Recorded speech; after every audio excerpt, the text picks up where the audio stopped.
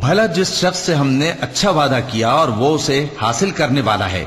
تو کیا وہ اس شخص کا سا ہے جس کو ہم نے دنیا کی زندگی کے فائدے سے بہرہ مند کیا، پھر وہ قیامت کے روز ان لوگوں میں ہو جو گرفتار کر کے حاضر کیے جائیں گے؟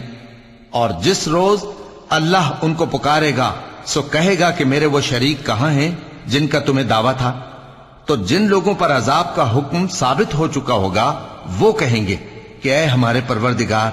یہ وہ لوگ ہیں جن کو ہم نے گمراہ کیا تھا، اور جس طرح ہم خود گمراہ ہوئے تھے اسی طرح ہم نے ان کو گمراہ کیا تھا۔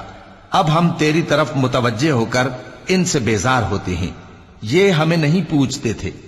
اور کہا جائے گا کہ اپنے شریکوں کو بلاؤ، سو وہ ان کو پکاریں گے تو وہ ان کو جواب نہ دے سکیں گے، اور جب عذاب کو دیکھ لیں گے تو تمنا کریں گے کہ کاش وہ ہدایت یاب ہوتے۔ اور جس روز اللہ ان کو پکارے گا اور کہے گا کہ تم نے پیغمبروں کو کیا جواب دیا تھا، تو اس روز ان پر خبریں بند ہو جائیں گی، پھر وہ آپس میں کچھ بھی نہ پوچھ سکیں گے۔ سو رہا وہ شخص جس نے توبہ کی اور ایمان لایا اور عمل نیک کیے، تو امید ہے کہ وہ کامیاب ہونے والوں میں ہو۔ اور تمہارا پروردگار جو چاہتا ہے پیدا کرتا ہے، اور جسے چاہتا ہے برگزیدہ کر لیتا ہے،